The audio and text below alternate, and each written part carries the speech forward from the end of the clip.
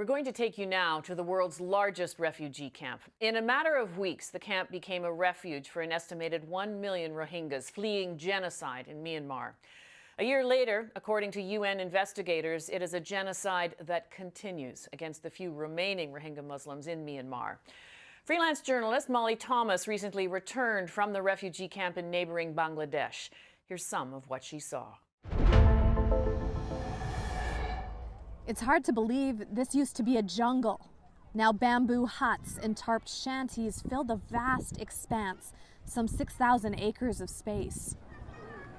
You'll notice the Rohingya homes here are built wherever there is space in Cox's Bazar, on hills, along streets, next to other makeshift shelters. This is now the most densely populated refugee camp in the world. And it's a scary setup in a country prone to landslides and tropical storms. It is hot, it is congested, and more than a year on, hundreds of thousands of Rohingya refugees are still struggling. Close to 1 million, in fact, and that number is growing as people trickle in every day. It's the next generation that stands to lose the most. Women and children make up 80% of this camp. For this mother, the trauma comes not from her present circumstance, but what it took to get here. When I was coming, on the time I had a four-month pregnancy.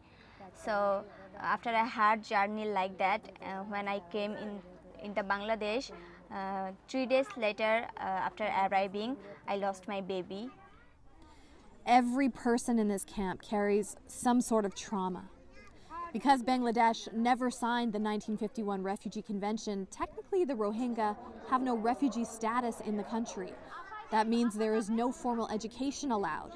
These informal child-friendly spaces, funded by Canadian dollars, are the next best thing.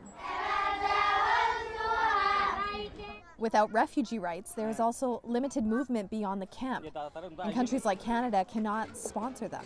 Statelessness leaves almost 1 million Rohingya in complete limbo. 70-year-old Shamsal shares how he misses life in Myanmar.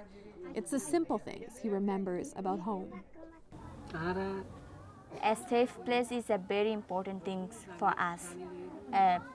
Our home is very important for us. And there is no place for us to sit with a chair. There is no tree where I can sit under the tree with a chair peacefully, safely.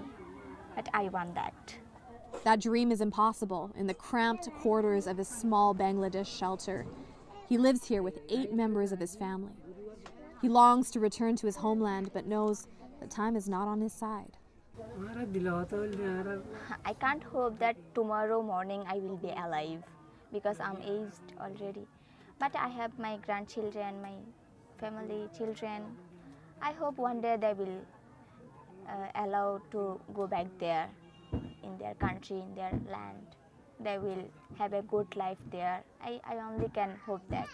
That is the hope of most people in this camp, but the ones I spoke to say they won't return without guaranteed rights and citizenship. 3 repatriation documents have been signed between Bangladesh and Myanmar, but the UN Refugee Agency does not think it is safe yet for the Rohingya to return home. I'm Molly Thomas in Cox's Bazar, Bangladesh.